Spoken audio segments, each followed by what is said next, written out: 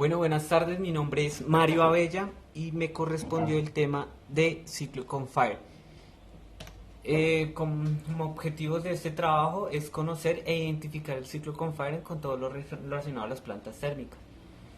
Objetivos específicos: realizar un cuadro comparativo de las ventajas y las desventajas del ciclo, obtener información con todo lo que comprende el ciclo y explicar el funcionamiento del ciclo. La historia: este término nació en el año de 1980 en los Estados Unidos y Europa, en Europa más que todo en Holanda. Este término se refiere específicamente al uso de residuos sólidos como madera, papel, plásticos, disolventes, residuos industriales, residuos orgánicos de biomasa, o llamado así biomasa, perdón, en centrales eléctricas de carbón que fueron diseñadas solo para la combustión de carbón. Esto se debió a el aumento de los gases de efecto invernadero que se presentan y el calentamiento global al acudir a nuevos combustibles para poder así disminuir estos efectos. Ciclo con Fire se utiliza actualmente, el término con Fire se utiliza actualmente, o co-combustión en términos españoles, donde se presenta la combustión de dos o más tipos de materiales diferentes en el mismo tiempo. Pueden ser sólidos, líquidos o gaseosos, y pueden ser fósiles o renovables. A mano izquierda vemos una pila de carbón, a mano derecha una pila de biomasa, biocombustible. Los combustibles más utilizados es la biomasa y el carbón. En biomasa es cualquier tipo de material que sirva para producir o generar energía, como la madera, residuos agrícolas o como lo mencioné anteriormente. En el carbón combustible es utilizado para las industrias siderúrgicas o para generar energía en las centrales térmicas. Estos combustibles se pueden quemar de tres maneras, que voy a explicar a continuación. La primera es lecho fluido. Consiste en una turbulencia en la cámara que asegura una buena mezcla entre los dos combustibles y el aire. Esto supone una gran flexibilidad respecto a las características del combustible, o sea que puede permitir grandes tamaños de la partícula, densidad y humedad comparado a otro tipo de quema. Las calderas de parrilla, estas no están utilizadas. Estas son adecuadas para un gran número de combustibles y poco exigentes en las características del mismo, como el tamaño de la partícula y la humedad. ¿Por qué? Por su gran contenido de combustible que se le está inyectando a la caldera. Estas calderas, comparada a la anterior, a la del lecho fluidizado, tienen un menor rendimiento y una mayor emisión de gases que genera. Las calderas de combustible pulverizado son las más utilizadas en plantas de generación eléctrica y también con combustión. Se ha llevado a cabo un trabajo en estas, proporcionando un tamaño de las partículas y humedad adecuadas, pequeñas, gracias al efecto que produce esto, que son muy pequeñas lo que genera, y cuenta con un sistema de limpieza de gases para la reducción de estos contaminantes. La alimentación de combustibles encontramos tres: premezclado, que se consta de que se mezclan los combustibles antes del ingreso de la caldera; inyección directa, que implica el manejo por separado de combustibles y se los inyecta directamente mezclándose en los quemadores. Se manejan antes de la caldera y se queman ambos en la caldera. Y quemado separado, que ambos se manejan por aparte y se queman por aparte. Este es muy raro, la verdad. Como lo estaba mencionando, la co-combustión directa es el más simple y el más utilizado y el más económico, el cual se queman los dos combustibles al mismo tiempo en la caldera, como vemos en este esquema. Acá vemos un esquema ya más técnico de cómo sería la planta. En co-combustión indirecta encontramos que la biomasa se gasifica y se inyecta en la caldera y se quema junto al carbón. Acá vemos la caldera, el carbón que ingresa y la biomasa que ingresa gasificada. ¿Qué quiere decir que se gasifica?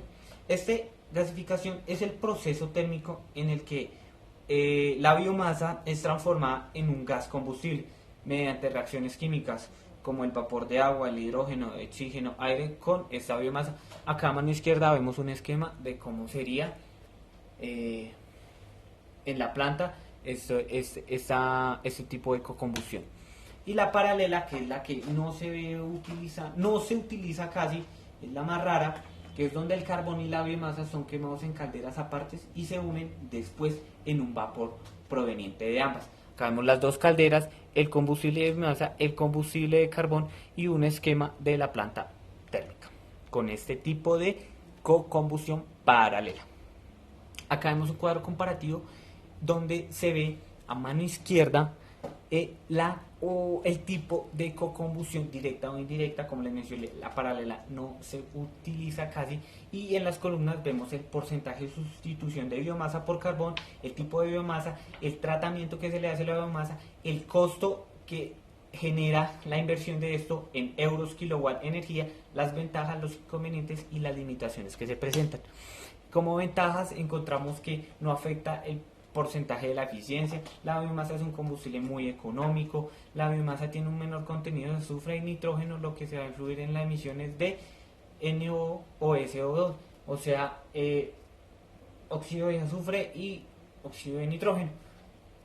Estos pueden utilizar en las estructuras ya existentes, ya que ya existen las centrales térmicas de solo carbón. Desventajas: problemas con los residuos volátiles de esta biomasa. La biomasa es costosa de tratar y adecuar para así poderla utilizar como combustible. Aumenta el mantenimiento de los equipos, ya que esto genera oxidación, corrosión dentro de las plantas que intervienen en este procedimiento de la combustión. Acá vemos unas experiencias de las plantas, digamos en esta tabla vemos las de Estados Unidos, donde vemos el año, el nombre de la planta, el tipo de caldera que utilizan, la potencia, el tipo de combustión, datos de resultados, tamaño de la partícula de humedad, porcentajes que se va a sustituir por carbón por la biomasa y qué tipo de biomasa se utiliza. Acá vemos la de Dinamarca, la de Holanda, la de Australia, la de Finlandia. Casi todas, la más utilizada, como les mencioné anteriormente, es la directa, la indirecta casi no. La de Bélgica. Y acá vemos un cuadro donde vemos las propiedades de los combustibles que utiliza esta tecnología: el carbón de alto rango, bajo rango, biomasa forestal y olivio. Acá vemos el PSI,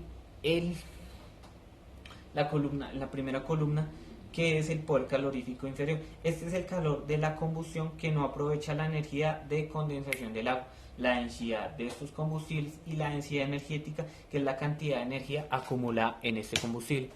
Acá vemos una comparación de costos y una imagen del esquema de una central biomasa. Vemos el ciclo con Firing, cuánto sería la inversión de una central térmica de solo biomasa, y del ciclo CAES, que es de gas. Vemos el rendimiento, vemos que la solo biomasa genera un rendimiento de 0,8 kilowatt hora kilogramo, y de la co-combustión genera 1,2 kilowatt hora kilogramo, o sea que genera más en kilogramo. En conclusión, tenemos que la co-combustión del carbón con biomasa es una herramienta potencialmente y valiosa para ayudar a reducir emisiones de gases de efecto invernadero. Esos son los gases que se estancan, que se quedan en la atmósfera y permiten debilitar la atmósfera, y así el paso de rayos ultravioleta, de rayos del sol, afecten a la Tierra, y otras emisiones que generan las calderas de carbón. El uso de biomasa a tasas bajas o moderadas puede producir mejoras en el rendimiento y una reducción del consumo de energía en el ciclo de vida total de la planta. Y también una reducción de la generación de residuos sólidos. Sin embargo, hay muchos obstáculos potenciales para el uso de la biomasa que pueden disminuir la eficiencia, así como aumentar los costos, el mantenimiento. ¿Por qué? Porque hay presencia de corrosión, de escoria, etcétera, por la presencia de la biomasa. Y el tiempo de inactividad de la caldera puede ocurrir, ya que el momento de hacer estos mantenimientos hay que hacer una parada de la planta, y por tanto van a generar pérdidas en esta. Como bibliografía, encontré una tesis de una señora Martínez en España, muy buena, muy interesante. Encontré unas presentaciones en Prezi de ciclos de producción de energía eléctrica, y otra bibliografía en internet de American Council. Eso es todo, muchas gracias.